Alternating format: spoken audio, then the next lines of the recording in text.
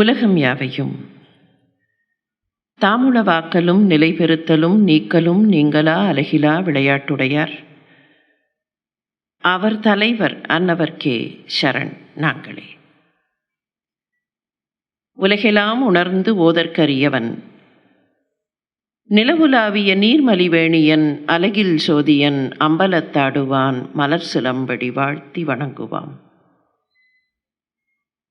சிற்றம் சிறுகாலே வந்துன்னை சேவித்து உன் பொற்றாமரை அடியே போற்றும் பொருள்களாய் பெற்றமை துண்ணும் குலத்தில் பிறந்து நீ எங்களை குற்றேவல் கொள்ளாமல் போகாதே. இற்றை பறிகொள்வான் அன்று காண் கோவிந்தா, எற்றைக்கும் ஏழேழ் பிறவிக்கும் முந்தன்னோடு உற்றோமேயாவோம், உனக்கே நாம் ஆட்செய்வோம், மற்றை நம் காமங்கள் மாற்று. குருர் பிரம்மா குருர் விஷ்ணு குருதேவோ மகேஸ்வரக, குரு சாக்ஷாத் பரம்பிரம்ம தஸ்மை ஸ்ரீ குரவே நமக. ஆஸ்திக பெருமக்களே, பெரியோர்களே, இன்றைய நாள் பாசுரம்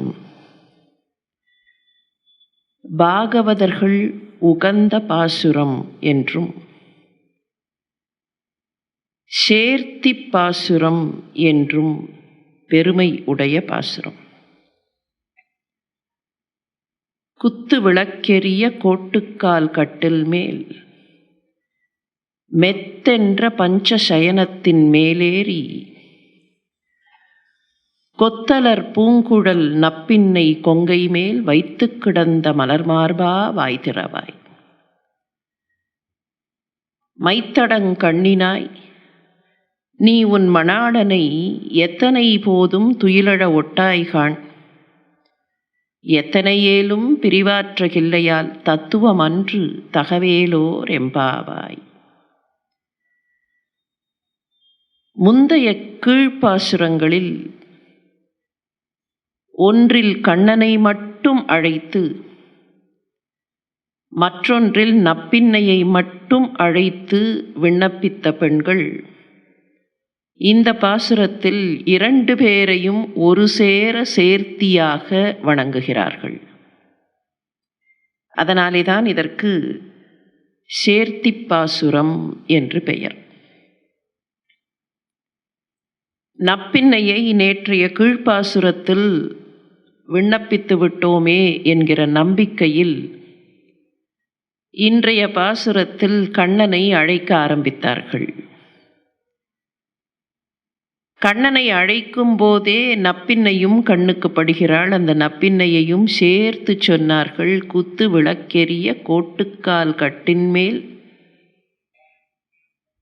கொத்தலர் பூங்குழல் நப்பின்னை கொங்கை மேல் வைத்து கிடந்த மலர் மார்பா. பிரானும் பிராட்டியும் ஆலிங்கனம் செய்தவாறே கிடக்கிறார்கள். அதை பார்த்தபோது இந்த பெண்களுக்கு கொஞ்சம் நப்பின்னை மீது பொறாமையாக இருக்கிறது. இந்த பாசுரத்தை மேலோட்டமாக பார்த்தால் ஒரு அகத்துரை பாசுரம் போல, அவ்வளவாக அவையிலே விவரிக்க முடியாத ஒரு பாசுரம் போல தோற்றம் தரும். தமிழ் இலக்கியத்தை பொறுத்தவரையில் அகத்துரை புறத்துரை என்று இரண்டு பெரிய பிரிவுகள் உண்டு. வெளியிலே சொல்லப்படக்கூடியவை புற உலகத்தோடு தொடர்பு இருக்கக்கூடியவை, புற உலகத்திலே நடக்கும் சண்டை சச்சரவுகள், வாழ்க்கை முறை, வாழ்க்கை இயல், வணிகம், இவையெல்லாம் புறத்துறை. தலைவனுக்கும் தலைவிக்கும் நடக்கக்கூடிய விஷயங்கள் அகத்துறை. அதில் கூட அவர்கள் யார்னு ஐடென்டிட்டி ரிவீல் ஆகக்கூடாது. அதனால தான் தலைவன் தலைவி. எங்கேயாவது ஒரு இடத்துல அடையாளம் தெரிந்துவிடும்னு சொன்னால் அவர்களுடைய அக வாழ்க்கையை மற்றவர்கள் பேசுவதாக சிந்திப்பதாக ஆகிவிடும். அது இருக்கக்கூடாதுங்கிறதுனால தான் கொஞ்சம் கூட அந்த அடையாளம் தெரியக்கூடாது. இது மேலோட்டமாக பார்க்கும்போது தலைவனான பிரானும் தலைவியான நப்பின்னையும் இணைந்திருக்கக்கூடிய அகத்துறை விஷயம் போல தெரியும். ஆனால் மாதுரிய பாவம் என்கிற பக்தி மிக உயர்ந்த சன்மார்க்கமாக போற்றப்படுகிற பாரம்பரியத்தில் அகத்துறை தகவல்களை மீறி இதற்குள் ஆன்மீகம் பொதிந்து கிடப்பதை காணலாம். இந்த பெண்களுக்கு நப்பின்னை மேலே கொஞ்சம் பொறாமை. நாங்கள் அதிகாலையில் எழுந்து மையிட்டெழுதோம், மலரிட்டு நாம் முடியோம் நல்லா சொல்லி அலங்காரங்களை எல்லாம் தவிர்த்து விரதமிருந்து நெய்யுண்ணாமல் பால் உண்ணாமல் இருட்டில் இந்த பாவைக்களம் எங்கே இருக்குன்னு தேடி கல்லில் முள்ளில் காலை வச்சு கண்ணன் வீடு தான் பாவைக்களம்ங்கிறத கண்டுபிடிச்சி வரும்போது கூட வழியில் அவ்வளவா வெளிச்சம் இல்லாமல், அது மாத்திரமில்லை, ஒவ்வொருத்தியாக கூப்பிட்டு நீயும் வா நீயும் வா நீயும் வான்னு ஒவ்வொரு வீட்டு வாசல்லையும் போய் நின்று ஒருத்தி வீட்டில் கீழெல்லாம் சேறு, தலையிலெல்லாம் பனித்தலை வீழ நாங்கள் வந்திருக்கிறோம். இந்த கண்ணன் வேண்டும் என்பதற்காக வந்திருக்கிறோம். அம்மா நப்பின்னாய், நீ எவ்வளவு கொடுத்து வைத்தவள். பொழுது நன்றாக புலர்ந்து விட்டது. அப்படி புலர்ந்த நேரத்தில் இன்னமும் எழுந்து வராமல் அந்த கண்ணனை ஆலிங்கனம் செய்து கொண்டு பஞ்சசயனத்தின் மீது மெத்துன்னு இருக்கிற அந்த படுக்கை மீது கிடக்கிறாயே, அப்படின்னா எங்கள் மேலே உனக்கு இரக்கமே இல்லையா என்று கொஞ்சம் பொறாமையோடு கொஞ்சம் அசூயையோடு நப்பின்னையை பார்க்கிறார்கள். நப்பின்னையை ஆலிங்கனம் செய்து கொண்டு கிடக்கக்கூடிய எம்பெருமான் என்னாச்சு, இவர்கள் வீட்டு வாசல்ல வந்து கூப்பிடுவது கண்ணனுக்கு கேட்டுவிட்டது. இவர்களுக்கு அருள வேண்டும்ங்கிறதுக்காக கண்ணன் எழுந்திருக்க எத்தனிக்கிறான். நப்பின்னை அதை பார்த்து விட்டாள். இரு நீ முதல்ல போகாத என்று கண்ணனை அவள் பிடித்து இழுக்கிறாள். நான் முதல்ல போறேன், புருஷகாரம்தான் முதல்ல, அதுக்கப்புறம்தான் உன்னுடைய ரக்ஷகத்துவம். ரக்ஷகத்துவம்னா காப்பாற்றுகிற, சரண் என்று வந்து விழுந்துவிட்ட அந்த ஜீவனை காப்பாற்றுகிற தன்மை, ரக்ஷகம் தருகின்ற தன்மை.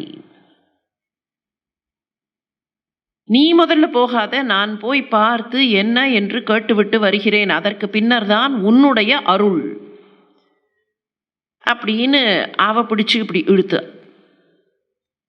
அவ கிளம்பின உடனே எல்லாம் இருக்கட்டும், புருஷகாரம்தான் நீ செய்ய முடியுமே தவிர ரக்ஷகத்துவம் நான் தானே செய்ய முடியும், புருஷகாரம்தான் தெரிந்து விட்டது, இருக்கட்டும்னு கண்ணன் அவளை பிடித்து இழுக்க, யார் முன்னால அந்த அடியார்களுக்கு பாகவதர்களுக்கு அருள்வது என்பதில் ரெண்டு பேருக்கும் போட்டியாம். அந்த போட்டியினால தான் கொத்தலர் பூங்குழல் நப்பின்னை கொங்கை மேல் வைத்து கிடந்த மலர் மார்பா. ரெண்டு பேரும் ஒருத்தருக்கு ஒருத்தர் போட்டியில்தான் ஒருவரை ஒருவர் பிடித்து இழுத்து இப்படி இருக்கிறீர்கள். குத்து விளக்கெரிய கோட்டுக்கால் கட்டில், யானை தந்தங்களை கால்களாக வைத்து செய்யப்பட்ட கட்டில், பாயல் ரத்னங்களாலும் வைரங்களாலும் பலவகை நவமணிகளாலும் செய்யப்பட்டிருக்கக்கூடிய கட்டில். ருக்மிணி பிராட்டிக்காக செய்யும்போது தங்கத்தில் கட்டில் செய்வானாம் கண்ணன். ஏன்னா என்ன இருந்தாலும் அவள் ஐஸ்வர்ய லக்ஷ்மி, அதனால அவளுக்கு தங்கம். சத்யபாமைக்கு வெள்ளி, வெள்ளி ஒரு மட்டு குறைச்சல்னு கணக்கு கிடையாது. நாம இப்போ அப்படி நினைக்கிறோம். வெள்ளி, அவள் கருநிற மேனி படைத்தவள், பேரழகி சத்யபாமை. அந்த சத்யபாமையும் கருநிறமேனி, கண்ணனும் கருநிறமேனினா அந்த வெள்ளி கட்டில்ல அந்த கருநிறமேனி அவ்வளவு அம்சமாக பொருந்தும். அதனால அவளுக்கு வெள்ளி. இந்த நப்பின்னை வீரபத்னி, ஏன்னா இவளை மணப்பதற்காக ஏறுகளை அடர்த்து அடக்கி, அதுவும் ராட்சசாம்சம் பொருந்தின ஏறுகள்னு கணக்கு. அந்த எருதுகள் அவ்வளவு ஆக்ரோஷமானவை. அந்த எருதுகளை அடக்கி இவளை கைப்பிடித்ததுனால இவள் வீரபத்னி. அப்போ இந்த வீரபத்னிக்கு ஏற்றதாக யானை தந்தங்களை கால்களாக வைத்து செய்த கட்டில், கோட்டுக்கால் கட்டில் மேல், அதன் மீது இருக்கக்கூடிய மெத்துன்னு இருக்கக்கூடிய மெத்தை, மெத்தென்ற பஞ்சசயனத்தின் மேலேறி, சயனம்ங்கிறதே மெத்தை, சயனிப்பதற்கு ஏதுவாக இருக்கக்கூடியது சயனம். அது என்ன பஞ்சசயனம்? 5 விதமான பொருட்களால் ஒரு மெத்தை ஆக வேண்டும்னு கணக்கு. 5 தன்மைகளை கொண்டிருக்க வேண்டும், 5 விதமான பொருட்களால் ஆக வேண்டும். 5 தன்மைகள் என்னன்னு கேட்டால், அதில் அழகு இருக்கணும், குளிர்ச்சி இருக்கணும், மென்மை இருக்கணும், நல்ல வாசம் இருக்கணும். இவற்றோடு கூட சேர்த்து வெண்மை, முன்னெல்லாம் வெண்மை, இப்போ அதை தூய்மைன்னு மாற்றிக்கலாம்.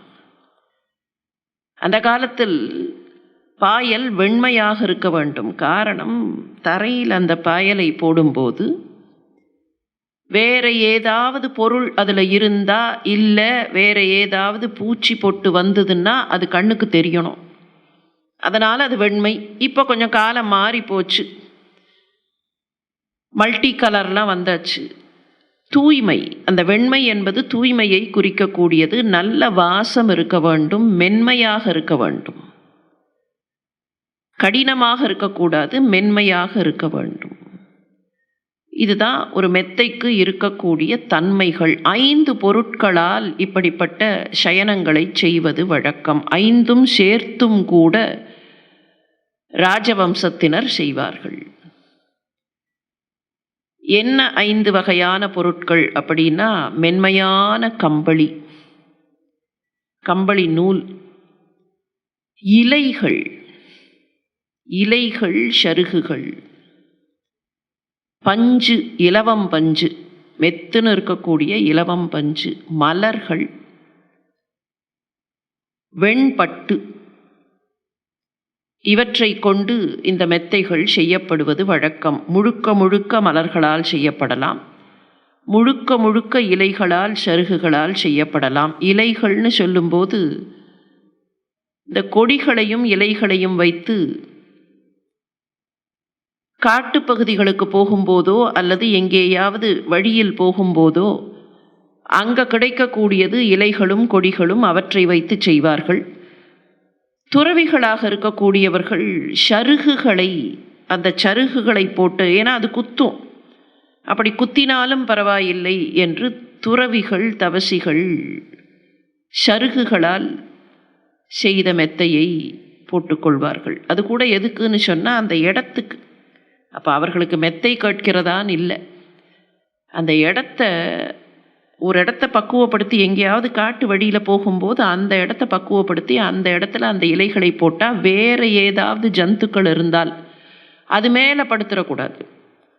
அது கடிக்குங்கிறது மாத்திரமில்லை, ஏதோ ஒன்று அப்படியே பட்டுன்னு அந்த இடத்துல படுத்தா அது ஏதாவது ஒரு ஜந்து இருந்தால் அது நசுங்கி போகும். அப்போ அதற்காக அந்த இடத்தை பக்குவப்படுத்தி அந்த இடத்துல அந்த சருகுகளை போட்டு, ராஜவம்சத்தை சேர்ந்தவர்கள் இந்த 5 பொருட்களையும் சேர்த்து பஞ்சசயனம் செய்வது வழக்கம். மெல்லிய கம்பளியை முதலில் விரித்து அதற்கு மேல் இலைகளை போட்டு அதற்கு மேல் பஞ்சு இட்டு அதன் மேலே மலர்களை தூவி மேலே வெண்பட்டு போட்டு, அதுதான் பஞ்சசயனம்.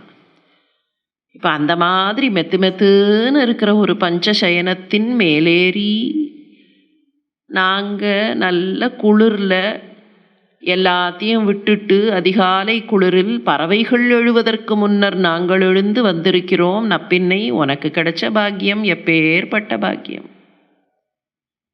உனக்கு கிடைத்தது எங்களுக்கும் கிடைக்காதா என்கிற ஒரு சின்ன ஆசை அந்த நப்பின்னையை அழைக்கிறார்கள். நப்பின்னையோடு இருக்கிற கண்ணனை அழைக்கிறார்கள். நப்பின்னை கொங்கை மேல் வைத்து கிடந்த மலர்மார்பா வாய் திறவாய், முந்தைய பாசுரங்கள்லாம் கடை திறவாய், கதவை திற, நீக்கேலோர் எம்பாவாய் அதெல்லாம் சொல்லிட்டு இங்கே வாய் திறவாய். கதவை திறக்கலன்னா பரவாயில்ல, நீ நப்பின்னையோடு தான் இருக்கிறாய், குறைஞ்சபட்சம் அங்கேருந்து கவலைப்படாதீர்கள் பெண்களே, நான் வந்து விடுகிறேன் அப்படின்னு வாயாவது வார்த்தையாவது சொல்லக்கூடாதா? எழுந்துதான் வரல, குறைஞ்சபட்சம் இதோ வரேன் அப்படின்னு ஒரு பதிலாவது சொல்லக்கூடாதா? அப்படித்தானே சொல்லுவோம் சாதாரணமாக.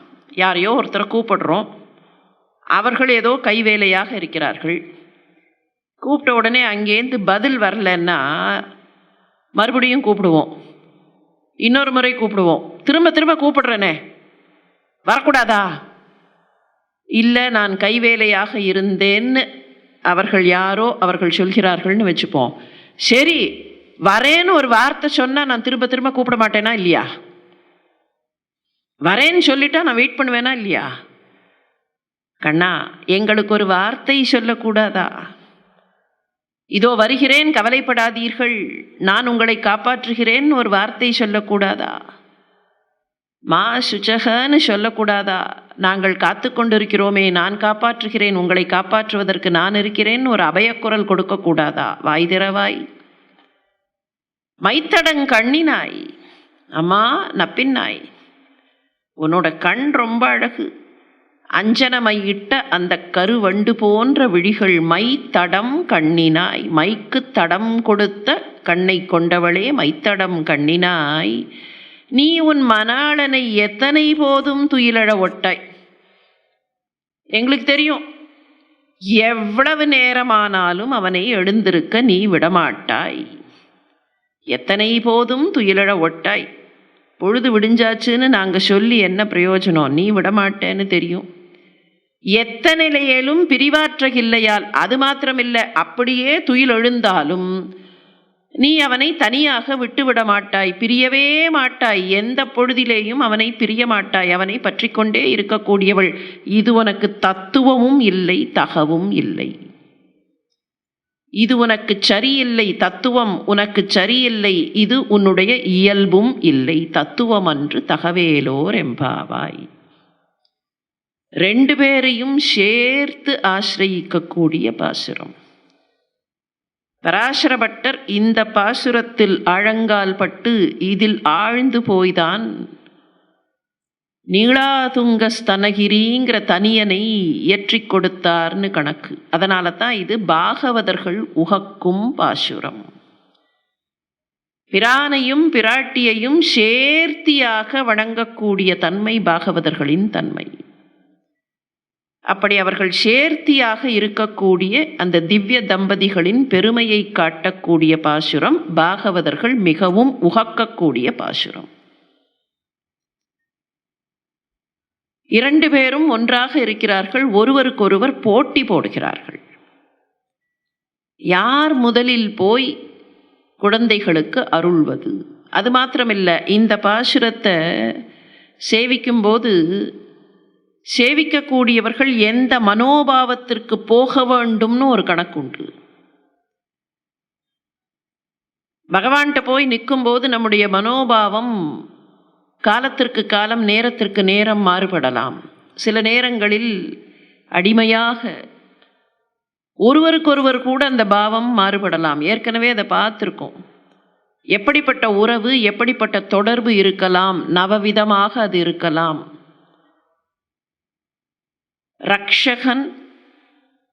ரக்ஷகம் செய்யப்படுவது, பாதுகாக்கப்படுகிற பொருள் பாதுகாப்பவன், அப்படி இருக்கலாம். சொத்து சுவாமி, பாதுகாக்கப்படுவதற்கும் சொத்துக்கும் என்ன வித்தியாசம்னு சொன்னால், பாதுகாக்கப்படுவது எனக்கு பாதுகாப்பு வேண்டும் என்று மாத்திரம் கேட்கிறது. ஆனால் உடைமையாக இருப்பது எப்படி வேண்டுமானாலும் அந்த உடையவன் அதை பயன்படுத்தலாம். நான் உனக்கு உடைமைன்னு சொல்லக்கூடிய அந்த தன்மை இருக்கே, சொத்து நீதான் சுவாமி என்கிற அந்த தன்மையில் இந்த உடைமையை நீ எப்படி வேண்டுமானாலும் பயன்படுத்தலாம். இன்னும் சிலருடைய உறவு எப்படி இருக்கும்? அவன்தான் பர்த்தா, நாங்களெல்லாம் அவனுக்கு பிராட்டிமார் என்று நினைக்கக்கூடிய நிலை, மாதுரிய பாவத்தில் நாயகி பாவத்தில் இருக்கக்கூடிய உறவு. அப்போ ஒவ்வொருவருக்கும் ஒவ்வொரு நேரத்திலேயும் ஒவ்வொரு இடத்திலேயும் அவரவர்களுக்கு தக்க இந்த உறவு மாறுபடலாம். ஆனால் இந்த பாசுரத்தை சேவிக்கும் போது எல்லோருமே குழந்தைகளாக மனோபாவம் கொண்டு தந்தையும் தாயும் அதோ இருக்கிறார்கள் என்று சேவிக்க வேண்டிய பாசுரம். அம்மாவும் அப்பாவும். பரமபதத்தில் ஆதிசேஷன் மீது அமர்ந்திருக்கிறார் எம்பெருமான். பக்கத்தில் தாயாரின் அம்சம்தான் மூன்றாக பிரிந்து ஸ்ரீதேவி, பூதேவி, நீலாதேவியாக காட்சி தருகிறது. இந்த வாழ்க்கையை நிறைவு செய்துவிட்டு, பூலோகத்து வாழ்க்கையை நிறைவு செய்துவிட்டு தக்க பக்குவம் அடைந்து இந்த ஸ்தூல சரீரத்தை களைந்துவிட்டு சூக்ஷ்ம சரீரம் பெற்றுக்கொண்டு ஆன்மா போகிறது. வைகுண்ட ஏகாதசின்னு சொல்கிறோமே, வைகுண்ட ஏகாதசி அன்னைக்கு பரமபத வாசல் வழியாக எம்பெருமான் எழுந்தருளுகிறார் அப்படின்னு போய் அதை சேவிக்கிறோம். திருவரங்கத்தில் எம்பெருமான் is enacting what a Jeeva should do. அதுக்கு தான் அந்த அர்ச்சிராதி கதி அப்படின்னு பேர். முன்னாலேயே இந்த அர்ச்சிராதி கதியை பற்றி பார்த்துருக்கோம். ஆன்மா இந்த தேகத்தை விட்டு புறப்பட்டு வெளியில் போகும்போது 2 வழிகள் இருக்கின்றன. ஒன்று அர்ச்சிராதி கதி. அது என்ன அர்ச்சிராதி கத்தினா, இது போகும்போது, அர்ச்சஸ்னாலே வெளிச்சம்னு அர்த்தம்.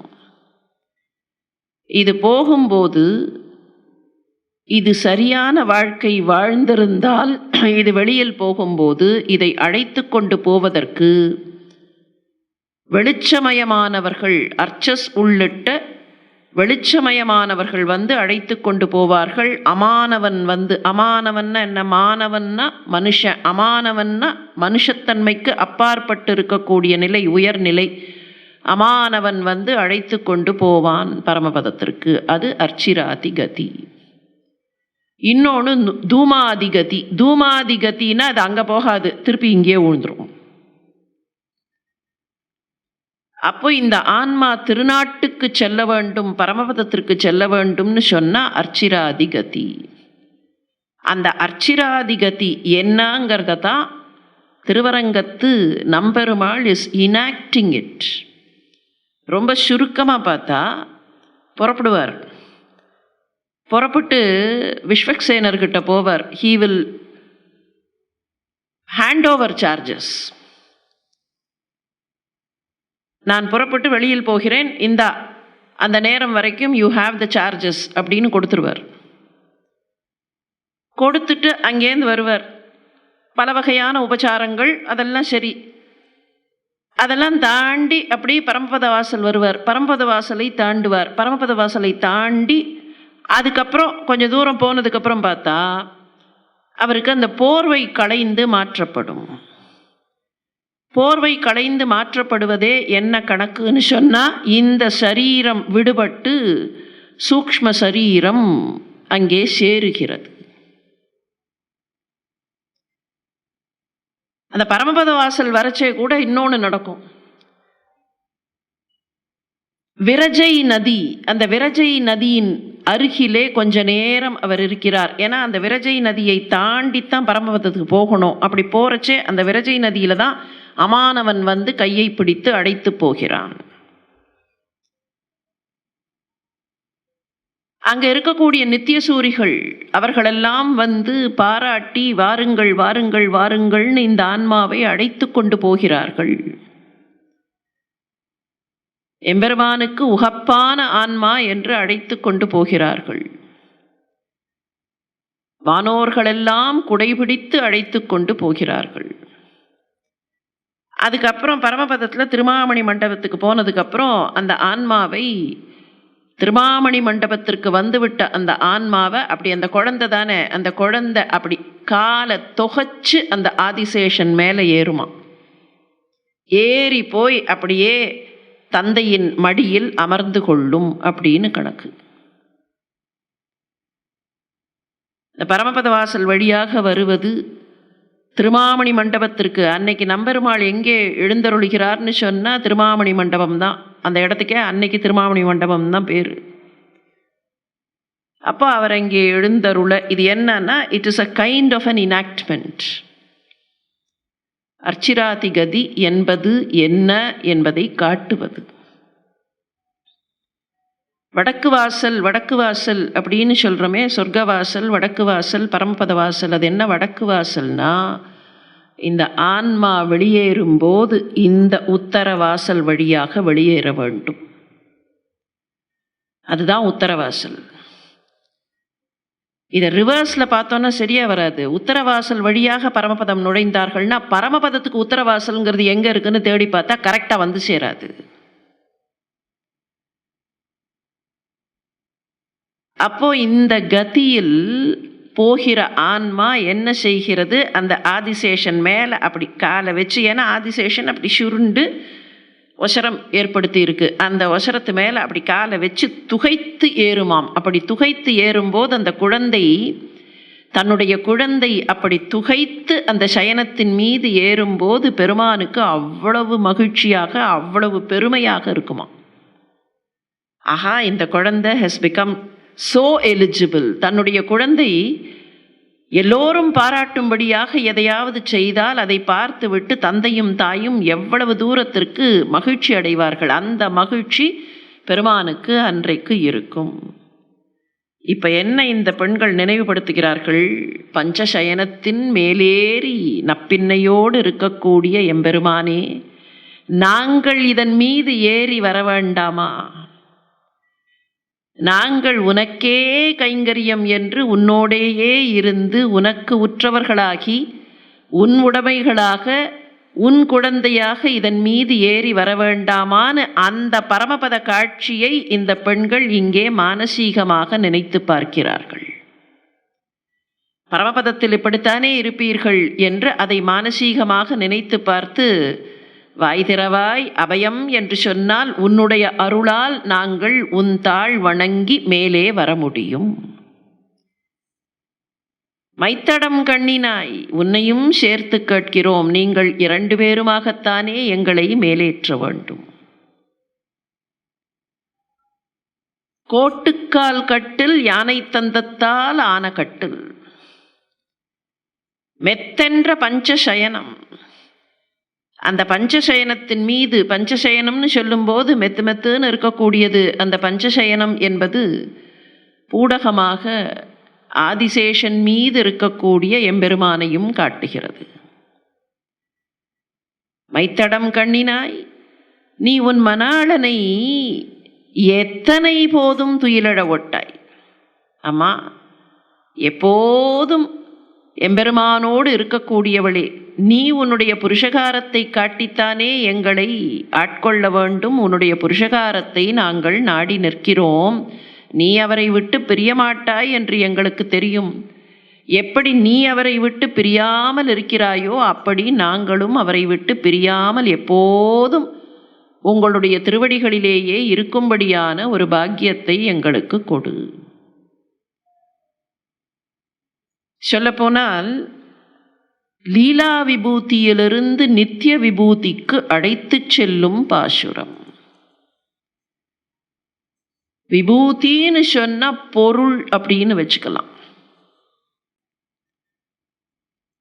லீலா விபூதின்னு சொல்லும்போது தன்னுடைய லீலைகளால் தன்னுடைய விளையாட்டுகளால் ஒரு பொருளை உருவாக்கி இருக்கிறாரே, அதுதான் லீலா விபூதி.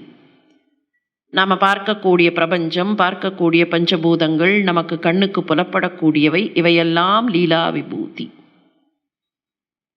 நித்திய விபூதிங்கிறது பரமபதம். நித்திய விபூதிங்கிறது நமக்கு புரியாமல் நம்முடைய சராசரி கண்களுக்கு புலப்படாமல் எல்லையற்று இருக்கக்கூடியது. அப்படி எல்லையற்று இருக்கக்கூடிய அந்த நிலைக்கு, எல்லையற்று இருக்கிற அந்த நிலையிலேயும் பரமபதமாக திருநாடாக இருக்கக்கூடிய எம்பெருமானுடைய அந்த வாசஸ்தலத்திற்கு இந்த ஆன்மாக்களை அழைத்து கொண்டு செல்லக்கூடிய முறையை காட்டுகிற பாசுரம். நிரந்தரமாக இந்த ஆன்மா எங்கே தங்கி இருக்க வேண்டும்னு சொன்னால் திருநாட்டில் தங்கி இருக்க வேண்டும். அதனால தான் அதுக்கு திருநாடுன்னே பேர். பரமபதத்திற்கு திருநாடு. The permanent destination is திருநாடு. இந்த ஆன்மா போய் சேர வேண்டிய இடம் திருநாடு. அது பெர்மனன்ட் டெஸ்டினேஷன். சில சமயத்தில் கேட்பார்களா இல்லையா, what is your permanent address அப்படிம்பார்கள். Present address and permanent address, அதுதான் பெர்மனன்ட் அட்ரஸ். அந்த பெர்மனன்ட் அட்ரஸுக்கு போய் சேர்றதுக்கு சில சமயத்தில் என்ன ஆகிடும், வழி தொலைஞ்சு போகும். இல்லைன்னா இப்போ போக வேண்டாம் நாளைக்கு போய்க்கலாம் அப்படிங்கிற எண்ணம் வரும் இல்லையா. இன்றைக்கி டிரான்ஸ்போர்ட் எல்லாம் நின்று போச்சு, ஒரே மழை, அதனால் போகலை. ஏதோ ஒரு விதத்தில் தடங்கள், அந்த தடங்கள்னால திரும்பி திரும்பி அங்கேயே சுற்றி அந்த டெஸ்டினேஷனுக்கு அப்புறம்தான் போகும். இந்த லீலா விபூதியிலிருந்து நித்திய விபூதிக்கு என்ன வழி என்பதை தேடுகிற, அந்த வழியை விண்ணப்பிக்கிற பாசுரம். நேற்றைய கீழ்பாசுரத்தில் பிராட்டி என்ன பண்ணா, பந்தார் விரலி, ஒரு கையில் பந்து இன்னொரு கையில் பந்துக்கு உடையவன், ஒரு கையில் நாரம் இன்னொரு கையில் நாராயணன், ஒரு கையில் உடைமை இன்னொரு கையில் உடையவன், ஒரு கையில் விபூதி இன்னொரு கையில் விபூதிமான். ஒரு கையில் விபூதி, அந்த பொருள் பார்க்கப்படக்கூடியதாக இருக்கிற இந்த ஜீவன்கள் கூட அவனுடைய உடைமைகளான அந்த பொருள்கள், அந்த விபூதியை ஒரு கையிலேயும், அந்த விபூதிக்கு உரியவனான விபூதிமானை இன்னொரு கையிலேயும் பற்றியிருந்தாள். அப்போ அங்க லீலா விபூதியை காட்டினாள். லீலா விபூதியில பொருளாக கண்ணுக்கு புலப்படக்கூடிய இந்த ஸ்தூல சரீரங்களோடு இருக்கக்கூடிய ஜீவன்கள், அந்த பந்து, அந்த ஜீவன்களை குறிக்க லீலா விபூதியில் இருக்கிற ஜீவனை பற்றி கொண்டு விபூதிமானையும் பற்றி கொண்டு இந்த லீலா விபூதியில், இந்த லோகத்தில், இந்த பிரபஞ்சத்தில், நம்முடைய பூலோகத்து வாழ்க்கையில் நமக்கு வேண்டிய அருளை பெற்றுக் கொடுத்தாள். சரி, இங்கே நிறைவான வாழ்க்கை வாழ்ந்தால் வையத்துள் வாழ்வாங்கு வாழ்பவன் வானுரையும் தெய்வத்துள் வைக்கப்படும். அப்ப இந்த நிறைவான வாழ்க்கையை தாண்டி எங்களுக்கு என்ன வேணும்? எற்றைக்கும் ஏழேழ் பிறவிக்கும் பின்னால மேல் பாசுரத்தில் என்றைக்காக இருந்தாலும் அவ அப்பா சொன்னார், எந்தை தந்தை தந்தை தம் மூத்தப்பன் ஏழ் படி கால் தொடங்கி. நாங்க தலைமுறை தலைமுறையா உனக்குத்தான் அடிமைகள். இந்த ஏழு படி கால் தொடங்கிங்கிறத எப்படி வேணாலும் பார்க்கலாம். இந்த பிறவியில முன்னால் இருந்தவர்கள் தாத்தாக்கு பாட்டிக்கு ஏதோ அவர்களெல்லாம் அடிமைகள். எனவே வழி வழியாக நானும் அடிமை. இப்போ இந்த தேகத்துல இருக்கிற ஆன்மா முன்னால ஏதோ ஒரு தேகத்துல இருந்தது, அதுக்கு முன்னால ஏதோ ஒரு தேகத்துல இருந்தது, அதுக்கு முன்னால ஏதோ ஒரு தேகத்துல இருந்தது. அப்ப இந்த ஆன்மா வழி வழியாக உனக்கு அடிமை. எப்படி எடுத்தாலும் அது பொருந்தும். லீலா விபூதியில் நாங்கள் வாழக்கூடிய இந்த வாழ்க்கையில், கண்ணுக்கு தெரிந்து சராசரியாக லௌகீகமாக வாழக்கூடிய இந்த வாழ்க்கையில் புருஷகாரத்தை தந்து எங்களை பிரானுடைய திருவடிகளில் வணங்கச் செய்கிற பிராட்டியே, அந்த லீலா விபூதி நிறைவடையும் போது எங்களை நித்திய விபூதிக்கு அழைத்து கொண்டு போக வேண்டியவளும் நீதான். அதற்கான வழிகாட்டு. பாண்டிய மன்னனுக்கு வந்த சந்தேகம் அதுதானே. மழைக்காலத்திற்கு என்று எறும்புகள் உணவை சேர்த்து வைக்கின்றன. விலங்குகள் கூட ஒருவேளை நம்மால் வேட்டையாட முடியாமல் போனால் என்ன என்று உணவை தேடக்கூடிய முறைகளை வகுத்து கொள்கின்றன. நாம அந்த மாதிரி என்ன பண்றோம்? இந்த பிறவி எதிர்காலத்திற்கு என்று எதை சேர்த்து வைக்க வேண்டும், என்ன செய்ய வேண்டும்? எது எதிர்காலம்? எதிர்காலம்னு சொன்னா 3rd January இஸ் நிகழ்காலம், 4th January இஸ் எதிர்காலம் இல்லை. இம்மை மாறி மறுமை. அப்போ இருக்கிறதுக்கு இப்பவே சேர்த்து வைக்க வேண்டும்னா, அப்போதைக்கு இப்போதே சொன்னேன்னா இப்பவே செய்ய வேண்டும். என்ன செய்ய வேண்டும்? அந்த எறும்புகள், ஓரறிவு இருக்கிற ஜீவன், அதுக்கு இருக்கக்கூடிய முன்னெச்சரிக்கை கூட, அந்த உணர்வு கூட நமக்கு இல்லையேன்னு தான் பாண்டிய மன்னனுடைய வருத்தம். அப்ப அந்த மறுமைக்கானது என்ன? மறுமைக்கானதைத்தான் அம்மா மைத்தடம் கண்ணினாய் உன்னிடத்தில் வந்து கேட்கிறோம். மைத்தடம் கண்ணினாய் நீ உன் மணாளனை எத்தனை போதும் துயிலழ ஒட்டாய். இந்த கண் அவ்வளோ அழகா இருக்கு நப்பின்னைக்கு. அந்த கண்ணோட அழகுல கட்டுப்பட்டு அப்படியே அதில் மயங்கி கிடக்கிறான் கண்ணன். மைத்தடம் கண்ணினாய். தடம்னா என்ன? அந்த தடத்திலேயே, அப்படின்னா அப்படியே அந்த தடத்தில் மூழ்கி கிடக்கிறான். அம்மா உன் கண்ணை விட்டு கொஞ்சம் வெளியில் அவன் அனுப்பு. அந்த கண் அழகிலேயே அவன் கட்டுப்பட்டு கிடக்கிறான்.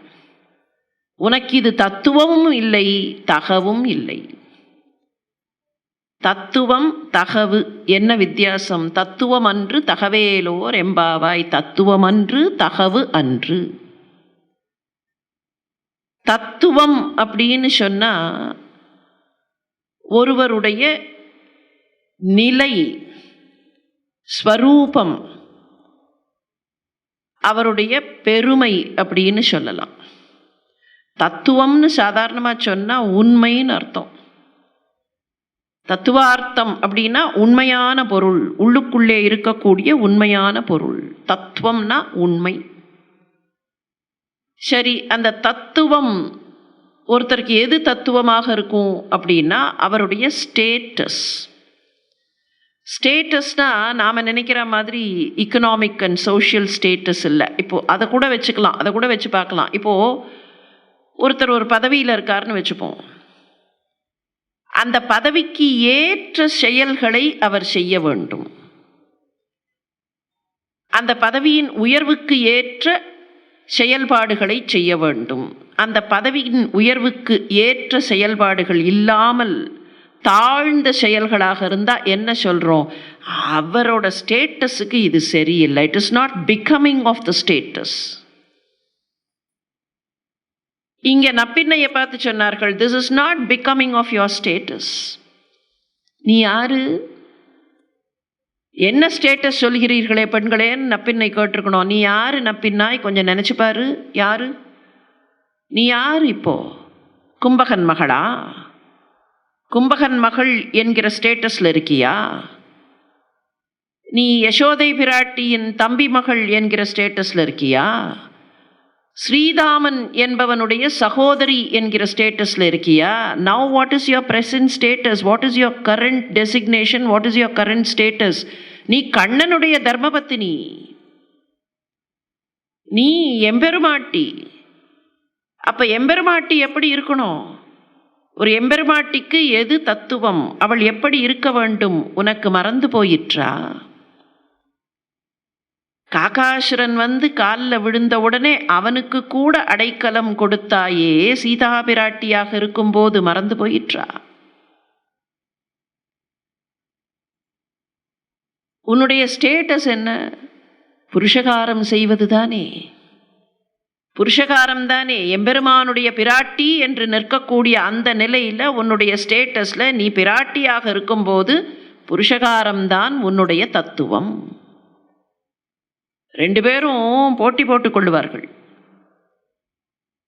பிராட்டி ஐயோ பாவம் இந்த குழந்தை அப்படிம்பா.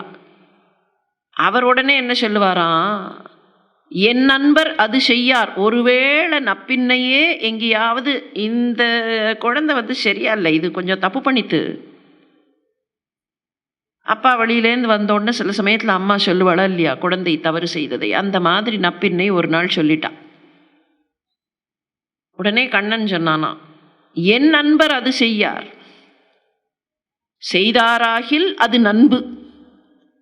ஒருவேளை என்னுடைய அன்பர் ஏதாவது நீ சொல்லுவது மாதிரி தவறாக செய்திருந்தால் கூட அது ஏதோ ஒரு நன்மைக்குத்தான் செய்திருக்கிறார்கள் என்று எடுத்துக்கொள்ளக்கூடிய தன்மை, சரணாகதி என்று வந்தவர்களை ஆதரிக்கக்கூடிய தன்மை கண்ணனுடைய தன்மை.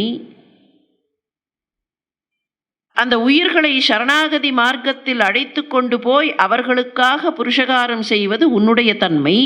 நீ பிராட்டியாக இருக்கும்போது புருஷகாரம் என்பதுதான் உன்னுடைய ஸ்வரூபம். அந்த ஸ்வரூபத்திற்கு இது தத்துவம் இல்லை. அவளுடைய தன்மை யாராக இருந்தாலும் அந்த குழந்தைகளின் நன்மைகளை எடுத்துச் சொல்லி அவர்களுக்காக எம்பெருமானிடத்தில் பரிந்து பேசுவது. அந்த குழந்தைகள் தவறே செய்திருந்தால் கூட அவர்களுக்காக பரிந்து பேசி அவர்களை சரணாகதியில் கொண்டு போய் சேர்க்கிற தன்மை புருஷகாரத்தன்மை. அது பிராட்டியின் தன்மை. அதுதான் அவளுடைய தத்துவம். சரி, அப்ப தகவுனா this is not becoming of your original form. தகவு என்ன? அவளுடைய இயல்பு. இப்போ ஒருத்தருக்கு இயல்பாகவே சில விஷயம் இருக்கும். அது தவிர அவர்கள் ஆக்கியபை பண்ற பொசிஷனுக்கு ஏற்ற மாதிரி சில குணங்கள் இருக்கும்.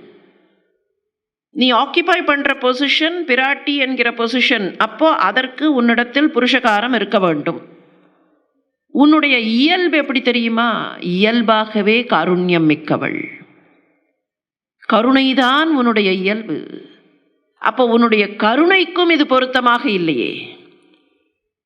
பிராட்டி என்கிற நிலை இல்லாமல் நீ சாதாரணமாக இருந்திருந்தால் கூட உன்னுடைய காருண்யம், உன்னுடைய கருணை, குழந்தைகளுக்கு கருணையை காட்ட வேண்டியவள் இல்லையா தாய்? அதை மறந்துவிட்டு நீ இப்போது அந்த கண்ணனை அப்படியே பிடித்து உள்ளே வைத்திருக்கலாமா? உன்னால பிரிய முடியாதுங்கிறது எங்களுக்கு தெரிகிறது. எத்தனையேலும் பிரிவாற்ற இல்லையால் பிரானை அந்த பிராட்டியால் பிரிய முடியாது. எப்போதும் கூடவே இருக்கக்கூடியவள். ஒரு கணம் கூட அவளால் பிரிய முடியாது. அவளை பிரிந்து அவராலும் இருக்க முடியாது. இரண்டு பேரும் எப்போதும் ஒன்றாக இருக்கக்கூடியவர்கள். அப்படி ரெண்டு பேரும் ஒன்றாக இருக்கக்கூடியவர்கள்னு சொன்னா கூட, அம்மா நாங்க நிக்கிறோம் குழந்தைக்காக. என்னதான் தாய் தந்தையை விட்டு பிரிய முடியாதவள் என்றாலும் கூட அந்த குழந்தைக்காக, அந்த குழந்தைக்கு பரிந்து பேசக்கூடியவள், அந்த குழந்தைக்கு கருணை காட்டக்கூடியவள். அந்த காருண்யம் உனக்கு இல்லையா? கண்ணன் தான் வாயை திறக்கல்ல. நான் வந்து விடுகிறேன் அபயம் பெண்களேன்னு சொல்லல, அடைக்கலமாக உங்களை நான் ஏற்றுக்கொள்கிறேன்னு சொல்லல. நீயாவது எழுந்து வர வேண்டாமா? நீயாவது எங்களுக்கு அந்த வழியை காட்ட வேண்டாமா? எவ்வளவுதான் குழந்தைகள் தவறு செய்தாலும் அந்த தவறை மன்னிக்கக்கூடிய தன்மை பிரானிடத்திலேயும் பிராட்டியிடத்திலேயும் உண்டு. பிராட்டியிடத்தில் தூக்கலாக அது தெரியும். அதனால தான் தத்துவம் அன்று தகவேலோர் எம்பாவாய். மெத்தென்ற பஞ்சசயனத்தின் மேலேறி. அது என்ன பஞ்சசயனம்? 5 வகையான பொருட்களால் ஆக்கப்பட்ட மெத்தை, அது ஒரு பொருள். 5 குணங்களை கொண்ட மெத்தை, அது இன்னொரு பொருள். இவ்வளவுதானா? இவ்வளவை மாத்திரம் சொல்லுவதற்கு ஆண்டாள் நாச்சியாருடைய இந்த பாசுரம் இப்படி ஒரு வரியை கூறியிருக்குமா? மெத்தென்ற பஞ்சசயனத்தின் மேலேறி. பஞ்சசயனம்னு சொல்லும் போதே 5 அப்படிங்கிற எண்ணிக்கை நினைவுக்கு வருகிறது. அந்த 5 என்பது அர்த்த பஞ்சகத்தை காட்டுகிறது. அர்த்த பஞ்சக ஞானம்னு ஒன்று உண்டு. வார்த்தை ஏதோ கடினமாக இருக்கிற மாதிரி இருக்கே தவிர ரொம்ப கஷ்டமான விஷயம் இல்லை. இப்போ இப்படி பார்க்கலாம். பகவான் பரமாத்மா, பரமாத்மா ஸ்வரூபம். பரமாத்மாவின் ஸ்வரூபம் என்ன? பரமாத்மா எல்லா இடத்திலேயும் பறந்து விரிந்து எங்கும் நிலை பெற்று எல்லாவற்றுக்குள்ளேயும் இருக்கக்கூடிய தன்மை கொண்ட பரமாத்மா. அது பரமாத்மா ஸ்வரூபம். அது மாத்திரமல்ல, நம்மாழ்வார் சொன்ன மாதிரி உயர்வர உயர்நலம் உடையவன். அப்போ இந்த பரமாத்மா ஸ்வரூபம்ங்கிறது ஒன்று. எல்லாவற்றுக்கும் உயர்ந்த, தமிழில் பரம்பொருள் அப்படிங்கிற ஒரு வார்த்தை இருக்கே, அந்த வார்த்தைக்கே அர்த்தம் அதுதான். பரம்னா ஒசரம், இருக்கிறதுலையே உயரமான பொருள் எதுன்னு கேட்டால் பரம்பொருள். இது பரமாத்மா ஸ்வரூபம். இப்போ இந்த பரமாத்மா கிட்ட போய் சேர வேண்டிய பிரயத்தனத்தை எடுக்கிற ஜீவாத்மா அல்லது இந்த பக்கம் இருக்கிற ஜீவாத்மா, இது ரெண்டு தானே. பரமாத்மான்னு சொன்னால் தி அதர் என்டிட்டி இஸ் ஜீவாத்மா, ஜீவாத்மஸ்வரூபம். இப்போ இந்த ஜீவாத்மா பரமன்கிட்ட போகணும், அதுதான் முயற்சி, அதுதான் அந்த பாதை, வாழ்க்கை பாதை. அந்த பாதை நிறைவு செய்யும் போது ஜீவாத்மா பரமாத்மாவினிடத்தில் போக வேண்டும். அது போவதற்கு சில வழிமுறைகள் உண்டு. எப்படி போவதுன்னா, தப்பான வழியில் போனால் போய் சேர முடியாது. சரியான வழி, அந்த வழியில் கடைப்பிடிக்க வேண்டிய ப்ரொசீஜர். ரோடில் போனால் டிராஃபிக் ரூல்ஸ் இருக்கா இல்லையா, அந்த டிராஃபிக் ரூல்ஸ் மாதிரி போகக்கூடிய முறை, போகக்கூடிய வழிமுறை, போகக்கூடிய பாதை, அந்த பாதையில் போக வேண்டிய வழிமுறை. அப்போ இது உபாயஸ்வரூபம்.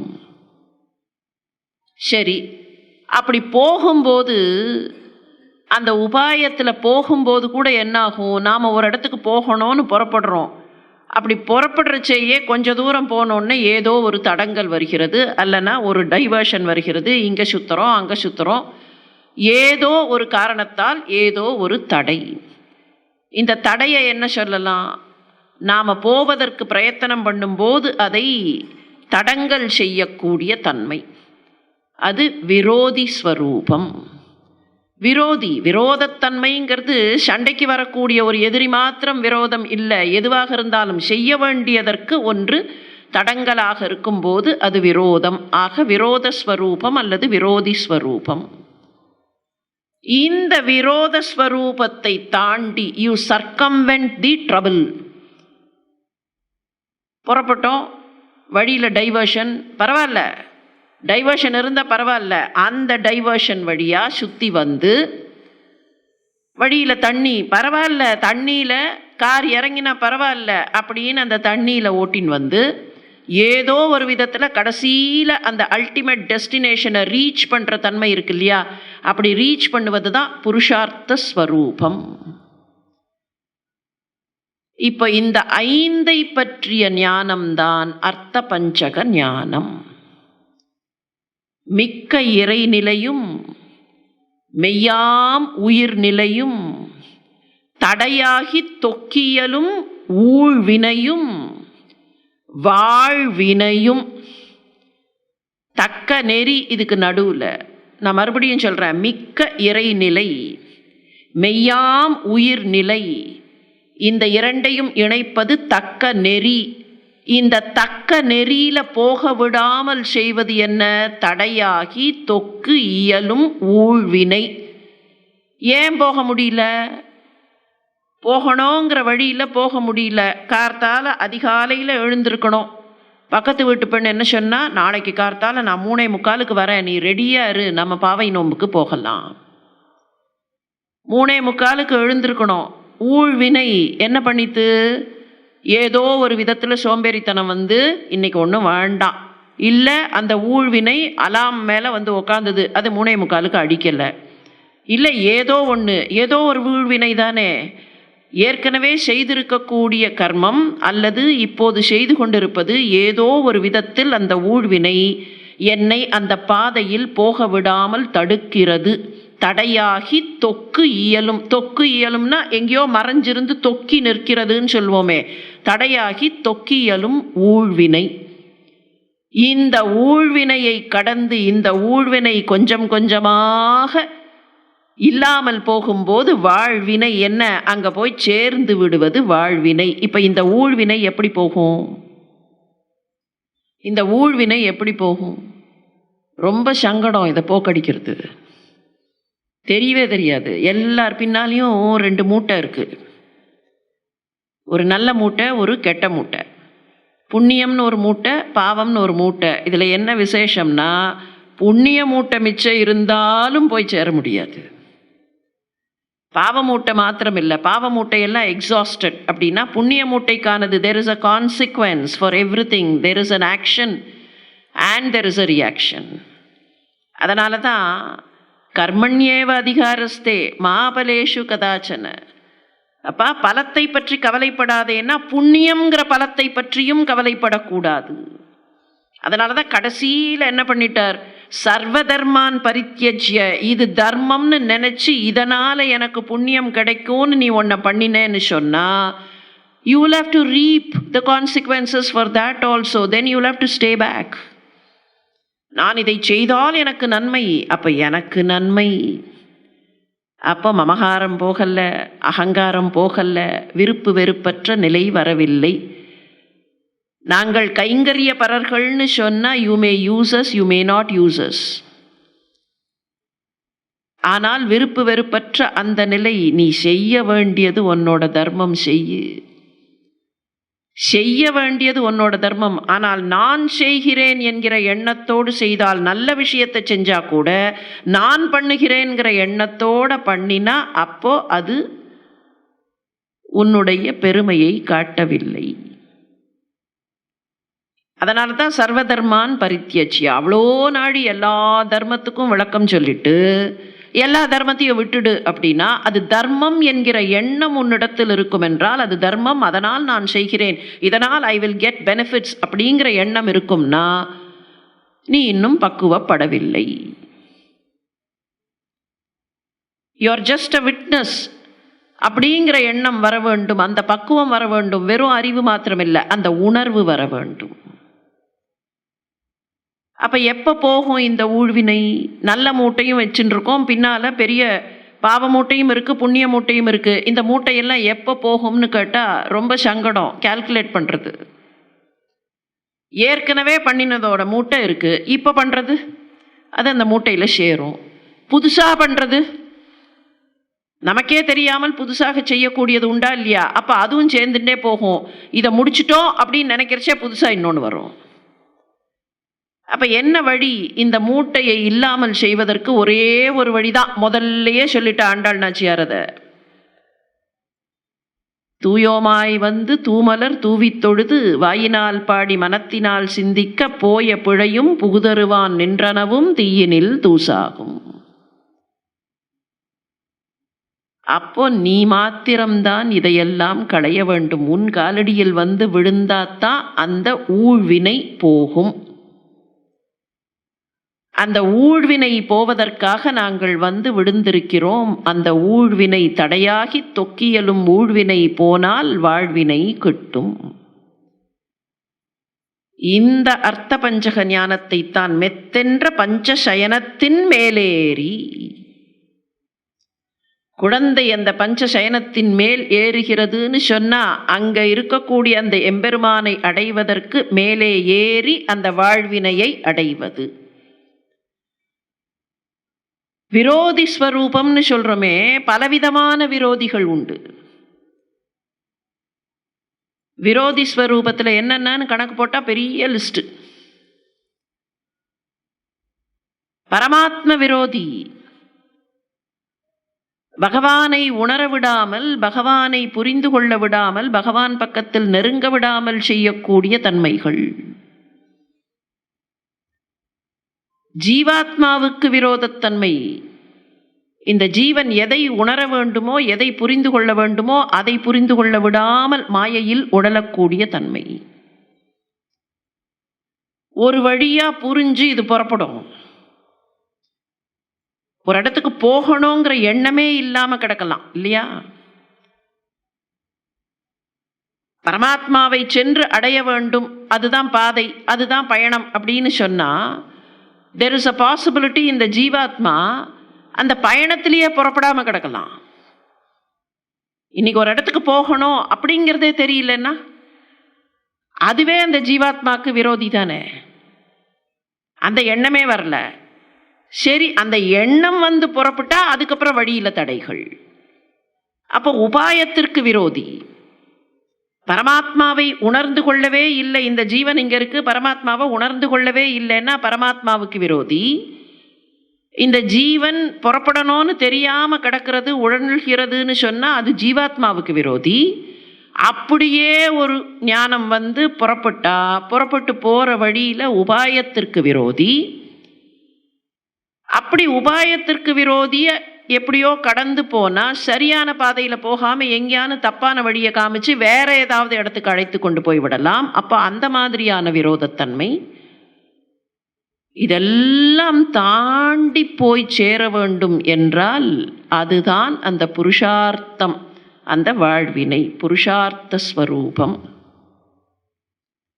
சரியான மோட்சத்தில் கொண்டு போய் நிறுத்துவது.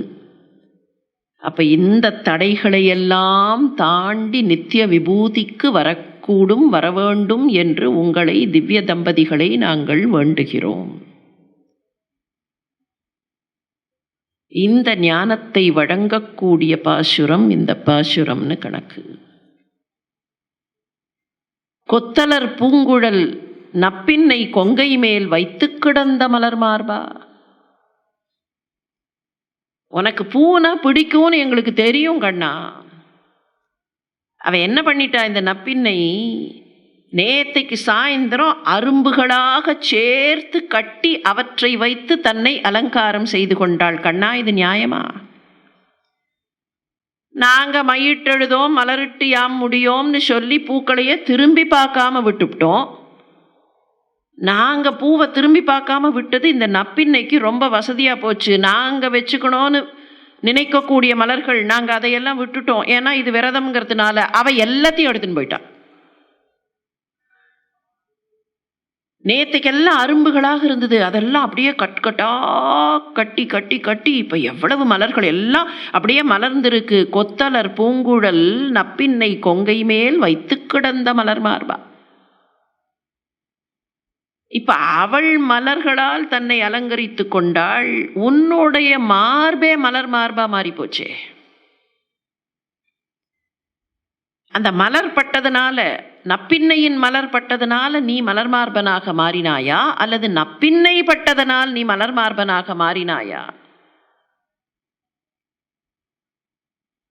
கண்ணனுடைய மார்பு முன்னாலேயும் ஒரு முறை அப்படியே மலர்ந்ததாம். எப்ப தெரியுமா?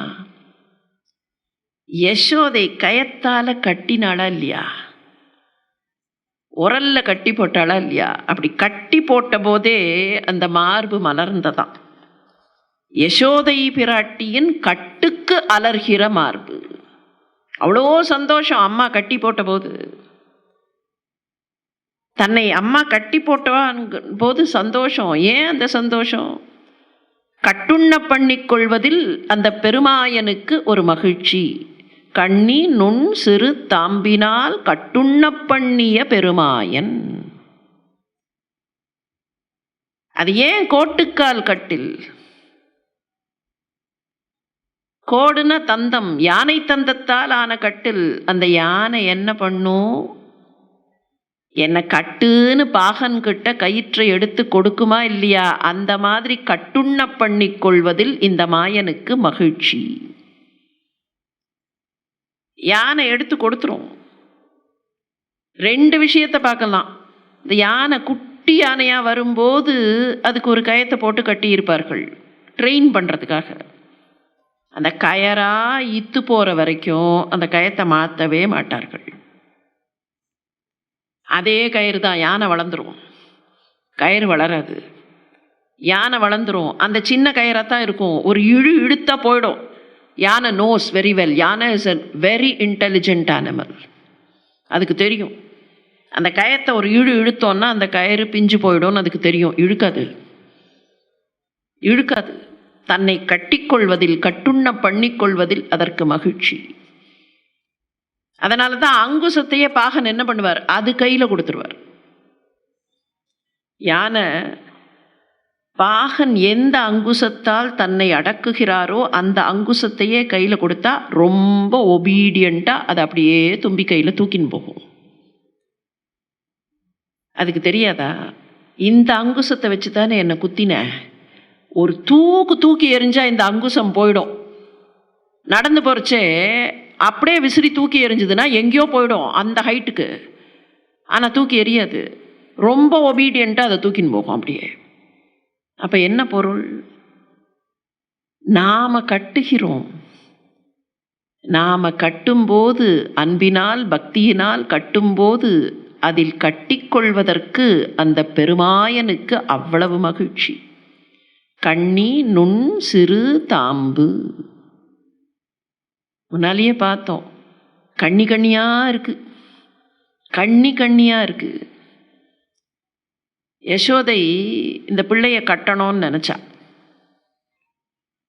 உன்னை கட்டி போடுறேன் பாரு, என்ன பண்ணுற நீ?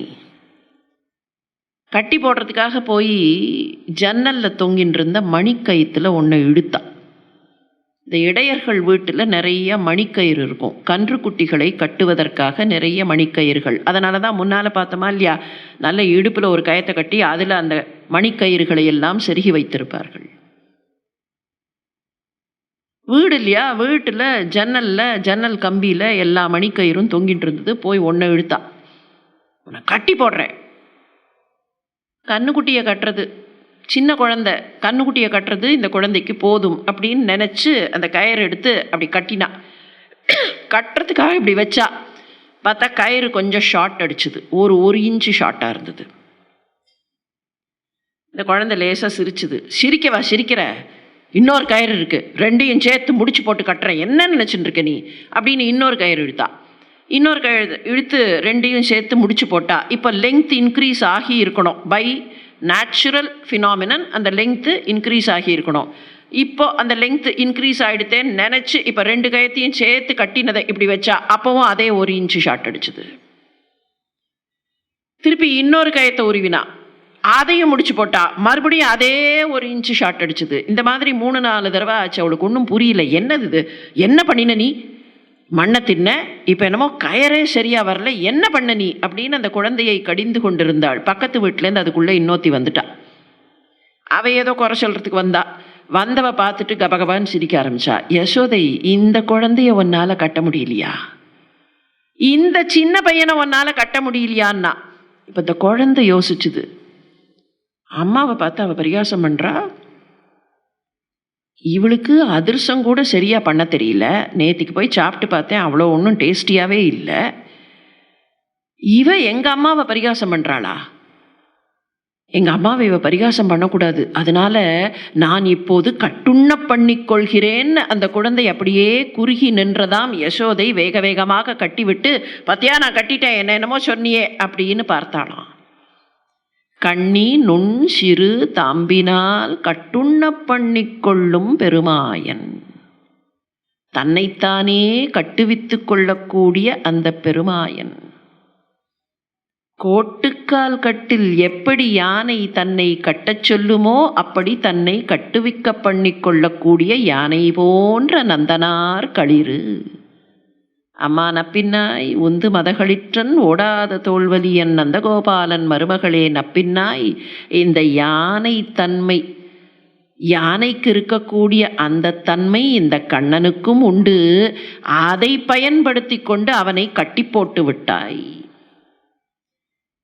எத்தனை போதும் துயிலழ ஒட்டாய், மைத்தடம் கண்ணினால் நீ கட்டி போட்டுட்டியே, நாங்களும் கட்ட வேண்டும், அவனை அனுப்பு.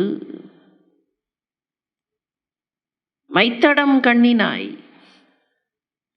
யசோதை கட்டியதற்கு அலர்கிற மார்பு, அலர்தல்னா மலர்தல்னு அர்த்தம். யசோதை கட்டிய கட்டுக்கு அலர்கிற மார்பு இன்றைக்கு நப்பின்னையின் ஆலிங்கனத்திற்கு மலராதா? அதனால்தான் அவன் மலர் மார்பன். அந்த வெற்று கயத்தை கட்டின உடனேயே அப்படியே மலர்ந்து போகிற அந்த மார்பு என்ன இருந்தாலும் அந்த யசோதை பிராட்டி அவள் கட்டினாள் என்பதனால் மலர்ந்தது. இப்போ நப்பின்னை பிராட்டி இவள் ஆலிங்கனம் செய்திருக்கிறாள் என்பதனால் மலர்ந்து போகாதா? அவன் மலர் மார்பன். மைத்தடம் கண்ணினா, இது தத்துவம் அன்று, தகவன்று. அம்மா உனக்கு தெரியாதா? அவனுக்கு என்ன பேர்னு உனக்கு தெரியாதா? எத்தனை போதும் துயிலழ ஒட்டா எத்தனை ஏலும் பிரிவாற்றுகில்லாய். ஆனால் உனக்கு தெரியாதா அவனுக்கு என்ன பேர்னு தெரியாதா? கோபீஜன வல்லபன்னு தானே பேரு. அப்படின்னா கோபிகா ஸ்திரீகள் அத்தனை பேருக்கும் அவன்தானே வல்லபன். அவனை நீ மாத்திரம் பிடித்து வைத்திருக்கிறாயே, இது தத்துவமா? உனக்கு மாத்திரம்னு வச்சிருக்கியே, இது தத்துவமா? இது சரியா? நீதான் பிராட்டி என்றாலும் கூட உனக்கு தெரியாதா அவனுக்கு கோபீஜன வல்லபன்னு தானே பேரு, லோக பர்த்தா அப்படின்னு தானே பேரு. அப்போ இந்த லோகத்திற்கே பர்த்தாவாக இருக்கக்கூடியவனை நீ மாத்திரம் பிடித்து வைத்திருக்கலாமா? மைத்தடம் கண்ணினாய். அந்த கண்ணு எவ்வளோ பெரிய கண்ணா, அழகாலும் பரப்பாலும் அவனை கட்டுகிற கண். மைத்தடம் கண், தன்னுடைய அழகாலும் தன்னுடைய பரப்பாலும் அவனை கட்டி போட்டிருக்கக்கூடிய கண். இந்த திருப்பாசுரம் மிகப்பெரிய உண்மையை, வாழ்க்கை எங்கே போக வேண்டும் என்கிற தன்மையை ஆழமாக காட்டுகிற பாசுரம்.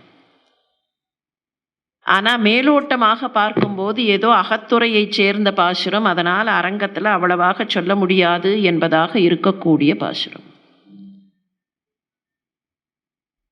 எப்பவுமே மாதுரிய பாவத்தில் சில சொற்களுக்கு பூடகமான பொருட்கள் உண்டு. அந்த பூடகமான பொருட்களை சொல்லக்கூடிய தன்மைதான் இந்த பாசுரத்தினுடைய தன்மை. ரொம்ப சாதாரணமாக பார்த்தா, அம்மா Nappinnai he is under your control என்று சொல்லுவது மாதிரி இருக்கும். he is under your control, நீ பிடிச்சு வச்சிருக்க. ஆசிரிதர்களுக்கு 2 பேரும் உதவ வேண்டும், அருள வேண்டும் என்று மாறி மாறி போட்டி போட்டுக்கொண்டு ஒருத்தரை ஒருத்தர் பிடித்து வைத்திருக்கிறார்கள். அப்ப Nappinnai has exercised more control. ஒன்று நீ போக வேண்டாம் அப்படின்னு பிடிச்சு இழுத்து ஆலிங்கனம் செய்து கொண்டாள். அவள் மீது அப்படியே சரிந்து போனான். அப்படி சரிந்து போனவனை தன்னுடைய கையால் பற்றி கொண்டாள். பற்றி கொண்டவள் நீ எழுந்து போக வேண்டாம்னு பிடிச்சு நிறுத்தி இருக்கா. அப்படி பிடிச்சு நிறுத்தி இருக்கிறது எப்படி இருக்கு? தன்னுடைய கண்களின் அழகாலும் பரப்பாலும் அவனை கட்டி போட்டவள்ங்கிறது மாத்திரமில்லை, தன்னுடைய தன்மையினாலும் அவனை கட்டி போட்டவள். அவன் எப்படின்னு கேட்டா, அவ சொல்றத அப்படியே செய்யக்கூடியவன். நீ புருவம் நெரிச்சனா அந்த புருவ நெரிப்புக்கு காரியம் செய்யக்கூடியவன். அவ புருவத்தை நெரிப்பாளாம். எதுக்கு புருவத்தை நெரிப்பா? சாதாரணமாக பார்க்கும்போது புருவம் நெரித்தால் காரியம் செய்வான். அது மாத்திரமில்லை, பூர்வாச்சாரியர்கள் இன்னொன்று சொன்னார்கள், புருவம் நெரித்தால் அவள் புருவம் நெறிபட காரியம் செய்து பவ்யனாய் இருக்கும் இருப்பு. அவளுக்கு அப்படியே பவ்யனாக இருக்கக்கூடிய இருப்பு. இப்போ இதை மாத்திரம் சாதாரணமாக பார்த்தோம்னு சொன்னால், நப்பின்னை சொன்ன சொல்லுக்கு தவறாத கண்ணன். நப்பின்னை என்ன சொன்னாலும் கண்ணன் செய்வான். ஆனால் அவளுடைய புருவ நெரிப்பு எதுக்காக?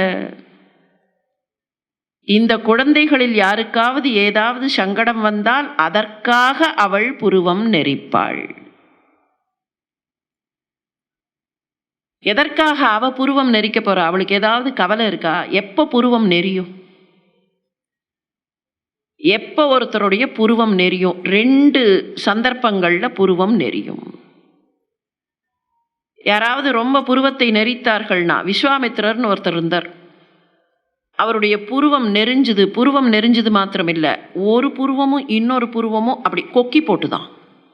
அப்படின்னா எவ்வளவு நெரிஞ்சுதுன்னு பார்க்கலாம். அந்த புருவம் நெறிந்த உடனே தேவர்கள் எல்லாம் பயந்து போனார்கள். விஸ்வாமித்திரருக்கு கோபம் வந்தது, புருவம் நெறிந்தது. தசரத சக்கரவர்த்தி ராமனை அனுப்பணுமா அப்படின்னு ஒரு கேள்வி கேட்டார். நான் வரலாமே அப்படின்னார். அப்ப புருவம் நெறிந்தது விஸ்வாமித்திரருக்கு. கோபம் என்றால் புருவம் நெறியும். What is the other situation? புருவம் நெறியக்கூடியது ஒரு விதமான கவலை, இல்லைன்னா ஒரு விதமான டிஜெக்ஷன். கவலையில் இருக்கும்போது புருவம் நெறிந்தே இருக்கும். அந்த புருவம் வளைந்து வளைந்து ஏதோ ஒரு விதமான புருவ நெரிப்பு தெரியும். ஏதோ கவலை. அப்போ கவலையில் நெறியும். இப்போ பிராட்டிக்கு கோபமும் வரப்போவதில்லை, கவலையும் அவளுக்கு இல்லை. அவளுக்கு என்ன கவலை இருக்க போகிறது? திவ்ய பிராட்டிக்கு என்ன கவலை இருக்க முடியும்? எல்லாவற்றுக்கும் தலைவியாக இருக்கக்கூடிய அவளுக்கு என்ன கவலை இருக்க முடியும்? அவளுக்கு கோபமும் வராது. அவள் காருண்யம் மிக்கவள். ஏற்கனவே பார்த்துட்டோம். அவளுக்கு தகவு என்னன்னு கேட்டால் காருண்யம் மிக்கவள். அப்போ அவளுக்கு கோபமும் வராது, அவளுக்கு கவலையும் இல்லை. ஆனால் அவளுடைய புருவம் நெறிந்தது. புருவம் நெறிப்பட காரியம் செய்கிற பவ்யனாக இருக்கிற இருப்பு.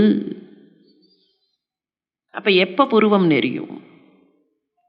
ஆதிசங்கர பகவத்பாதர் இதே விஷயத்தை அம்பிகை பராசக்தி கிட்ட வச்சார். அந்த பராசக்தியின் ஓர் அம்சம்தானே அம்பிகைன்னு சொன்னால், தாயார்னு சொன்னால் எல்லாம் அதே திவ்ய சக்தி. அவகிட்ட வச்சார் இந்த கேள்வியை. அம்மா, உன்னுடைய புருவம் நெறிஞ்சிருக்குன்னார். உன்னுடைய புருவம் லேசாக நெறிஞ்சிருக்கு. ஏன் புருவம் நெறிஞ்சிருக்கு? உனக்கு கோபமும் வராது. தாய் ஜெகன்மாதா, அவளுக்கு கோபமும் வராது, அவளுக்கு கவலையும் இருக்க முடியாது. She is all in all, she is above everything. அப்போ அவளுக்கு எப்படி கவலை இருக்க முடியும்? கவலை நமக்கு எப்போ வருது? நாம் நினைப்பதை செய்ய முடியவில்லை என்கிற போது தானே கவலை. நாம் நினைப்பதை ஏன் செய்ய முடியாது? we have our own limitations. ஆனால் எந்த லிமிட்டேஷனும் இல்லாத அவளுக்கு எப்படி கவலை வரும்? ஆனால் உனக்கு ஒரு கவலை இருக்குமா? உனக்கு ஒரு கவலை இருக்குமான்னார். புவன பய பங்க வியசனினி. இந்த புவனத்தினுடைய பயத்தை போக்கடிக்க வேண்டும் என்கிற ஒரு சின்ன வியசனம் உனக்கு இருக்கா இல்லையா? அதனால் உன்னுடைய புருவம் நெறிந்தது. புவன பய பங்க, புவன பயத்தை பங்கம் செய்ய வேண்டும் என்பதற்காக நீ கவலைப்படுகிறாய். அந்த வியசனினி, அந்த கவலையினால், அந்த வியசனம் உன்னுடைய புருவத்தில் தெரிவதனால் நீ வியசனினி. இப்போ புவனத்திற்கு என்ன பயம்? புவனத்திற்கு பலவிதமான பயங்கள் இருக்கலாம். ஒவ்வொருத்தருக்கும் ஒவ்வொரு விதமான பயம். எனக்கு வேலை கிடைக்கணும், நான் போகிற காரியம் பலிதமாக வேண்டும், என்னுடைய பிள்ளை நன்றாக இருக்க வேண்டும், என் பெண்ணுக்கு கல்யாணமாக வேண்டும். இப்படி பல விஷயங்கள்னால ஏற்படக்கூடிய பயம். ஆனால் இதையெல்லாம் தாண்டி இருக்கிற மேஜர் பயம் என்ன? மரண பயம். எங்கே போய் சேரும் இந்த ஜீவன் என்பதை பற்றிய பயம். அந்த பயம் தானே மரண பயம். இதுக்கப்புறம் என்ன ஆகும்? இதுக்கப்புறம் என்ன ஆகும்? இதுக்கப்புறம் என்ன ஆக வேண்டும்? இதற்கு பின்னர் இது போய் அங்கே சேர வேண்டும். அப்போ அந்த வாழ்வினையை நோக்கி போகும்போது இருக்கக்கூடிய பயம். புவனத்தில் சாதாரணமாக லௌகீகத்தில் வாழும்போது இருக்கக்கூடிய பயங்கள், அந்த பயத்தையும் அவ தான் போக்கடிக்கணும். அப்போ அவளுக்கு எவ்வளோ கவலை. நாம் ஒவ்வொருத்தரும் படக்கூடிய கவலை எல்லாத்தையும் கொண்டு போய் அவள் காலடியில் போடும்போது, இந்த குழந்தைக்கு இது நடக்க வேண்டும், இந்த குழந்தைக்கு இது நடக்க வேண்டும், அந்த குழந்தைக்கு இது நடக்க வேண்டும்னு அத்தனை பேருடைய கவலைகளையும் தான் ஏற்றுக்கொள்கிறாளே. ஆகவே அவளுடைய புருவம் நெறிப்படுகிறது. அவள் புருவம் நெறிக்க காரியம் செய்து பவ்யனாக இருக்கும் இருப்பு. அவளுக்கு ஏன் புருவம் நெறிப்படுகிறது? அம்மா நப்பின்னாய், மைத்தடம் கண்ணினாய், உன்னுடைய கண்ணால் கட்டி போட்டிருக்கிறாய். ஏன் கண்ணால் கட்டி போட்டிருக்கிறாய்? மைத்தடம் கண்ணினாய்னு சொல்லும் போதே அந்த கண்ணுக்கு மேலே இருக்கிற புருவம் தெரிகிறது. அந்த புருவத்தில் சின்ன அசைவு வந்தால் கூட அதற்காக காரியம் செய்யக்கூடிய கண்ணன். நீங்கள் இருவருமாக எங்களுக்கு அருள் வழங்க வேண்டும் என்று கேட்கக்கூடிய பாசுரம் இந்த பாசுரம். இந்த பாசுரத்தில் இருக்கக்கூடிய சில சொற்கள்: குத்து விளக்கெரிய கோட்டுக்கால் கட்டில் மேல். குத்து விளக்கு. ஒரு விதத்தில் இவர்கள் அவளை குத்தி காட்டுற மாதிரி இருக்கு. நாங்கள் எல்லாம் இருட்டில் தேடின்னு வரோம், எங்கே இருக்கு வழியினே தெரியல. எப்போ புறப்பட்டோம் தெரியுமா? இருட்டாக இருந்தது, அப்போ புறப்பட்டோம். அப்படி வரைச்சே வழியில் முள் குத்திது. அந்த முள் குத்தினதுனால என் காலில் காயம். ஆனால் நீ இங்கே சுகமாக விளக்கேற்றி வச்சு நல்ல வெளிச்சமும் வந்தாச்சு. நீ வீட்டுக்குள்ளேயே இருக்க. நாங்கள் பாரு என் காலில் முள் குத்தி இருக்கு, அவ காலில் கல் தடுக்கி இருக்கு. வேகமாக ஓடி வரும்போது ஒருத்தி இன்னொருத்தியை மிதிச்சிட்டா. அப்போ இதெல்லாம் சேர்ந்து எங்களுக்கு எவ்வளோ காயம், அதையெல்லாம் நீ நினைத்து பார்க்காமல் நல்ல குத்து விளக்கு ஏற்றி வச்சுட்டு சுற்றிலும் வெளிச்சம் வேற வந்தாச்சு, நீ எவ்வளவு மகிழ்ச்சியாக இன்னமும் உறங்கிக் கொண்டிருக்கிறாய். இது நியாயமான பின்னாய்? குத்து விளக்கு எது? குத்து விளக்கு அந்த பரம்பொருளின் ஞான பிரகாசம் இருக்கே, அதுதான் குத்து விளக்கு. அந்த குத்து விளக்கு எரிய எல்லா இடத்திலேயும் ஜகஜ்வால்யமாக இருக்கக்கூடிய, எந்த விதத்திலேயும் குறைபடாத பேரொளி பிரகாசம் எம்பெருமானுடைய பிரகாசம், ஸ்வயம் பிரகாசம். எம்பெருமானுடைய அந்த பிரகாசத்திற்கு வேற எதுவும் கூட்டு சேரலை. அது அவருடைய ஸ்வயம் பிரகாசம். அந்த ஸ்வயம் பிரகாசம் மாத்திரமில்லை, எல்லா இடத்திலேயும் பரவி கிடக்கக்கூடிய பிரகாசம். அதனால தானே அன்னைக்கு பேயாழ்வார் என்ன பாடினார்? அந்த இருட்டில், திருக்கோவலூர் இடைகழி இருட்டில் ஒருத்தர் நான் விளக்கேற்றினேன், இன்னொருத்தர் நான் விளக்கேற்றினேன்னார். 2 பேர் ஏற்றிய விளக்குக்கும் நடுவில் எனக்கு என்ன தெரிகிறது? திருக்கண்டேன், பொன்மேனி கண்டேன், அருக்கன் அணி நிறமும் கண்டேன். அப்ப அந்த ஜோதி ஸ்வரூபத்தை, அந்த பேரொளி பிரகாசத்தை அத்தனை இருட்டில் அவரவர்கள் ஏத்தின சின்ன அகல் வெளிச்சத்துல கூட இந்த வெளிச்சத்தை பார்த்தேன்னாரே, அதுதான் குத்து விளக்கு. அந்த எம்பெருமானுடைய ஸ்வயம் பிரகாசமாக இருக்கிற, மகத் பிரகாசமாக இருக்கிற தன்மை. கோட்டுக்கால் கட்டில், கோட்டுக்கால் கட்டில் மேல் அப்படின்னா என்ன? வீரபத்னிங்கிறதுனால யானை தந்தத்தால் ஆன கட்டில் ஒரு பக்கம், இன்னொரு பக்கம் இந்த லீலா விபூதிங்கிறது தான் கட்டில். கோட்டுக்கால் கட்டில்ங்கிறது இந்த லீலா விபூதி. பகவான் நமக்காக, நாம் வாழ வேண்டும், நமக்கு புரிய வேண்டும்ங்கிறதுக்காகத்தான் இவற்றையெல்லாம் தோற்றுவித்திருக்கிறார். இந்த ஜீவன்கள் வாழுவதற்காக, இந்த ஜீவன்கள் இந்த சுழற்சியில வாழ வேண்டும்ங்கிறதுக்காகத்தான் இந்த பிரபஞ்சம், பிரபஞ்சத்தில் இருக்கக்கூடிய பொருட்கள், இத்தனை சிருஷ்டியும். அப்போ அந்த சிருஷ்டியினுடைய லீலா விபூதி இருக்கே, நாம பார்க்கக்கூடிய அத்தனை லீலைகள், அந்த லீலைகளின் விபூதி தன்மை, அந்த பொருண்மை, அதைத்தான் அந்த கட்டில் என்பது காட்டுகிறது. அந்த கட்டிலுக்கு மேலே இருக்கக்கூடிய பஞ்சசயனம், அந்த பஞ்சசயனம் என்பதுதான் நித்திய விபூதி. பஞ்சசயனம் நித்திய விபூதி. ஒரு பக்கத்தில் பார்த்தா அது நித்திய விபூதி. அப்போ கட்டிலுக்கு மேலே அந்த பஞ்சசயனம் இந்த லீலா விபூதியில் வாழக்கூடிய வாழ்க்கையை தாண்டி அந்த நித்திய விபூதிக்கு போக வேண்டும். இது வழியாகத்தான் போக வேண்டும். கீழேந்து ஏறும்போது அந்த கட்டில் மேலே ஏறி அதுக்கு மேலே இருக்கக்கூடிய அந்த சயனத்தின் மீது ஏற வேண்டும். அதுதான் அந்த புருஷார்த்தம். புருஷார்த்த ஸ்வரூபம் அப்படின்னு அர்த்த பஞ்சகம் சொல்கிறதே, அந்த புருஷார்த்த ஸ்வரூபம். ரொம்ப அழகாக நம்முடைய முன்னோர்கள் அந்த புருஷார்த்தங்களை வரிசைப்படுத்தினார்கள். தர்மம், அர்த்தம், காமம், மோக்ஷம்.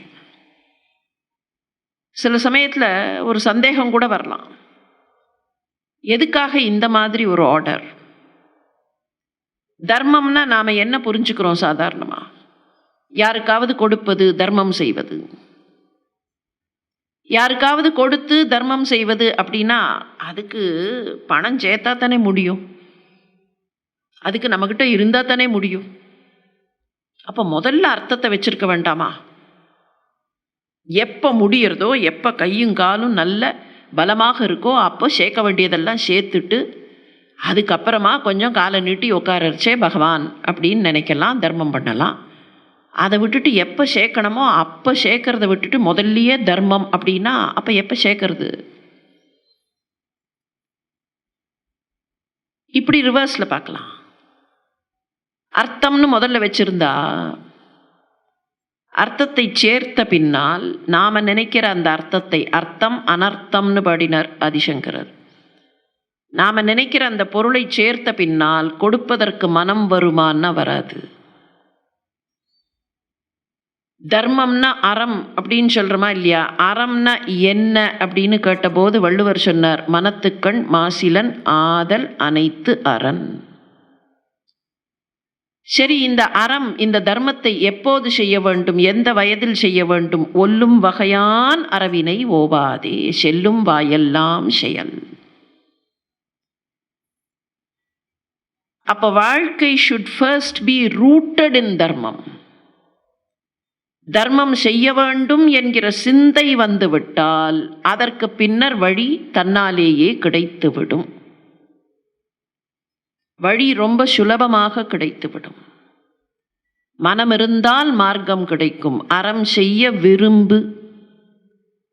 திருமூலர் வேற விதமாக சொன்னார், யாவர்க்குமாம் இறைவர்க்கொரு பச்சிலை, நல்லா லிஸ்ட் போட்டுவிட்டு யாவர்க்குமாம் உண்ணும்போது ஒரு கைப்பிடி, உண்ணும்போது ஒரு கைப்பிடி.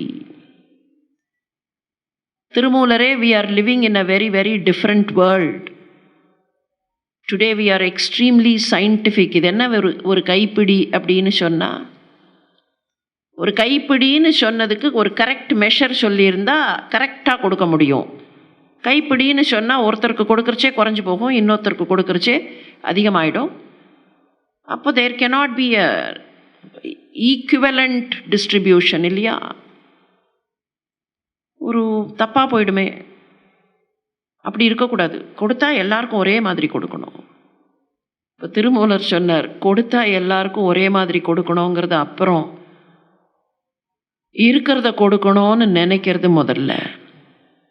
இப்போ எங்கே ஆபத்து வரும் தெரியுமா? டீஸ்பூன் ஒரு மெஷர், டேபிள் ஸ்பூன் இவ்வளோ measure, we know. Supposing Tirumular had said, யாவர்க்குமாம் ஒரு டேபிள் ஸ்பூன் உண்ணும்போது, அப்படின்னா என்ன சிக்கல் வரும்? திருமூலரே, நேற்றுக்கு என்கிட்ட ஒரு டேபிள் ஸ்பூன் அளவு இருந்தது, கொடுத்துட்டேன். இன்னைக்கு என்கிட்டயே குறைச்சலாக இருக்குது. You have said 1 tablespoon, so I cannot do this. இந்த மனுஷ மனசு என்ன பண்ணும்? வழி கண்டுபிடிக்காது. நீங்கள் சொன்ன அளவுக்கு என்னால் கொடுக்க முடியவில்லை, so I will not give, I cannot give, I may not give, I may be exempted today. I may be exempted today. ஆங்கிலத்தில் ஒன்று சொல்லுவார்கள், if you define sometimes you confine. சில விஷயங்களை டெஃபினிஷன் போட்டாச்சுன்னு சொன்னால் அந்த டெஃபினிஷனுக்கு வரல அப்படிங்கும்போது மனுஷ மனசு தப்பித்து இதை என்னால் செய்ய முடியாதுன்னு போயிடும். இவ்வளவு கொடுக்க வேண்டும், இவ்வளவுதான் கொடுக்க வேண்டும் என்றால் என்னால் முடியாது, என்கிட்ட இல்லை.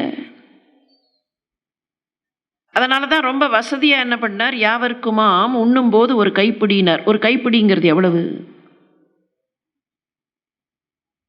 ஒரு கைப்பிடிங்கிறது எவ்வளவு? ஒவ்வொருத்தருக்கு கைப்பிடி வேரி ஆகும் அவர்களுடைய உருவத்தை பொறுத்து. ஒருவரிடத்திலேயே கைப்பிடி அவரவர்கள் இருக்கக்கூடிய நிலையை பொறுத்து, வயதை பொறுத்து மாறும். எதுக்காக அப்படி சொன்னார்னா, இன்னைக்கு நிறைய இருந்ததுன்னா பெரிய கைப்பிடியாக எடுத்து கொடுக்கலாம். இன்னைக்கு குறைச்சலாக இருந்தால் கைப்பிடி சைஸை குறைச்சிக்கலாம். ஆனால் கொடுக்கறத நிறுத்த வேண்டாம். யாவர்க்குமாம் உண்ணும்போது ஒரு கைப்பிடி. அப்போ கொடுப்பதை நிறுத்தாதே. எப்பவாக இருந்தாலும் கொடுக்க வேண்டும். அதுக்கு தகுந்த மாதிரி தான் ரூல்ஸ் ஃப்ரேம் பண்ணினார்கள் நம்முடைய முன்னோர்கள். அதனால தான் முதல்ல தர்மம், அந்த சிந்தனை வந்துவிட்டால் அதற்கு பின்னர் அர்த்தத்தை சேர்த்து அந்த அர்த்தத்தின் வழியாக வரக்கூடிய காமத்தை, இன்பத்தை நுகர்ந்து அதன் பின்னர் மோட்சம். இல்லைன்னா இதை போட்டு இந்த பக்கம் அடக்கினா, இல்லை இது கிடையாது அப்படின்னு சொன்னால் இது சரியான வழியில் போகாது. அதுக்காகத்தான் அந்த விரோதி ஸ்வரூபத்தை தடுக்க வேண்டும்ங்கிறதுக்காகத்தான் இந்த வழிமுறை. இந்த புருஷார்த்த வழிமுறையில் வாழ்கிற வாழ்க்கை. அப்போ இந்த வாழ்க்கையை முறையாக வாழ்ந்தால் அங்கே போகலாம். இந்த வாழ்க்கையை முறையாக வாழாமல் விட்டுட்டா என்ன ஆகும்னா, இது மேலேயே ஆசை இருக்கும், இங்கேயே சுற்றி சுற்றி வரும். சில விஷயங்களை கண்ட்ரோல் பண்ணா அந்த கண்ட்ரோல் எங்கேயோ எக்கு தப்பா போயிடும், ஏதோ ஒரு இடத்துக்கு போயிடும். அதனால் தப்பாக போகக்கூடாதுன்னு சொன்னால் அதை சேனலைஸ் பண்ணணும். அப்படி சேனலைஸ் பண்ணுகிற வழிமுறை தான் அந்த புருஷார்த்த வழிமுறை. இந்த லீலா விபூதியில் புருஷார்த்த வழிமுறையில் வாழ்ந்து இந்த லீலா விபூதியின் நிறைவில் நித்திய விபூதியை அடைவது, அதுதான் கோட்டுக்கால் கட்டில் மேல் மெத்தென்ற பஞ்சசயனத்தின் மேலேறி. அப்படி மேலே ஏறும்போது, மேலே ஏறி வரும்போது அங்கே திவ்ய தம்பதிகளாக பிரானும் பிராட்டியும் இருக்கிறார்கள். உங்களிடத்தில் வந்து உங்கள் திருவடியில் நாங்கள் சரணடைவது. அப்போ இங்கே நாங்கள் போயாச்சே, அங்கேயும் சரணாகதி வேணுமான்னா அங்கேயும் சரணாகதி வேணும். எற்றைக்கும் ஏழேழ் பிறவிக்கும் முந்தன்னோடு உற்றோமே ஆவது உன்னுடைய திருவடியில் நீ என்னவாக பயன்படுத்தினாலும் அதுவாக கிடப்பது. எம்பெருமான் பொன்மனை மேல் ஏதேனும் ஆகேனோ, என்னவாக வேண்டுமானாலும் நீ பயன்படுத்திக்கொள், ஆனால் நான் உன்னுடைய உடைமை. கல்லாக கிடந்தாலும் சரி. முதல்ல படிப்படியா சொல்லிண்டே போனார் குலசேகராழ்வார். முதல்ல நான் பறவையா இருப்பேன்னார். அப்புறம் பார்த்தார், பறவை கூட வேண்டாம், அது பாட்டுக்கு எங்கேயாவது பறந்துருத்துனா இயல்புல வேண்டாம். கானாராய், அந்த கானாறு கூட தண்ணீர் பாயும் வேண்டாம். செண்பகமாய், கண்ணனுக்கு பிடித்தது செண்பக மலர், செண்பகமாய். கண்ணனுக்கு பிடித்த மலர் பிடிக்காத மலர்னு நாம என்ன டிசைட் பண்றது? தம்பகமாய், ஏதோ ஒரு மரம். சரி, அந்த மரம் கூட கொஞ்சம் அசையும், இப்படி அப்படி வளரும், வேண்டாம். படியாய் கிடந்து கல்லாய் கிடக்கிறேன், நகரவே நகராமல் அங்கேயே கிடக்கிறேன். அப்புறம் பார்த்தார், கல்லாக கிடப்பதுங்கிறத கூட யார் டிசைட் பண்றது? டிசைட் பண்ற அதிகாரம் எனக்கு இருக்குன்னா அப்ப நான் தனி, நான் டிசைட் பண்றேங்கிற அந்த அகங்காரமும் இருக்குன்னு அர்த்தம் தானே. அப்ப அதுவும் வேண்டாம். எம்பெருமான் பொன்மலை மேல் ஏதேனும் ஆகேனோ. Let me not have that identity, let me lose everything. ஆனால் உன்னுடைய கைங்கரிய பரன் என்பது மாத்திரம் இருக்கட்டும். உன்னுடைய கைங்கரிய பரன் என்பது மாத்திரம் இருந்தால் ஜீவாத்மஸ்வரூபமும் ஞானத்தில் தங்கும், பரமாத்மஸ்வரூபமும் தங்கும், உபாயஸ்வரூபமும் தங்கும், விரோதி ஸ்வரூபம் தங்கி அதை அழிப்பதற்கான முறையும் தெரியும். நிறைவாக புருஷார்த்த ஸ்வரூபமும் தங்கும். கைங்கரியபரனாக மாத்திரம் நான் கிடக்க வேண்டும்ங்கிற அந்த ஆசைதான் கோட்டுக்கால் கட்டில் மேல் மெத்தென்ற பஞ்சசயனத்தின் மேலேறி அந்த மலர் மார்பனையும் அவனோடு ஆலிங்கனத்தில் இருக்கக்கூடிய அந்த திருமகளையும் அடைவது. மலர் மார்பில் அவள் நித்தியவாசம் செய்கிறாள் இல்லையா? அகலகில்லேன் இறையும் என்று அலர் மேல் மங்கை உரை மார்பா. அப்போ அந்த பஞ்சசயனத்துக்கு இன்னொரு அர்த்தமும் இருக்கு கண்ணா. என்ன தெரியுமா? இந்த லீலா விபூதியில் வாழும்போதே, கோட்டுக்கால் கட்டில்ங்கிறது லீலா விபூதி, அந்த லீலா விபூதியில் வாழும்போதே எங்களுடைய ஹிருதய கமலங்களில் உன்னை வைத்து விட்டால், அப்போ மலர்மார்பன் அந்த பஞ்சசயனம்ங்கிறது வேற ஒன்றும் இல்லை, எங்களுடைய ஹிருதய கமலம். அந்த ஹிருதய கமலங்களில் நாங்கள் உன்னை வைத்திருக்கிறோம். மலர்மார்பா, எங்களுக்காக உன் வாய் திறந்து உன்னுடைய அருளை தர வேண்டும். உன் அருளை நாங்கள் நாடி நிற்கிறோம் என்று கேட்கக்கூடிய பாசுரம். அடியார்களின் உள்ளம்தான் அந்த சயனம். மைத்தடம் கண்ணி, அவ அப்படி பார்க்கிறா. மைத்தடம் கண்ணி, அஞ்சனம் தீட்டி அந்த விழிகளால் அவள் பார்க்கும்போது அதில் அப்படியே மயங்கி கிடக்கக்கூடிய எம்பெருமான்.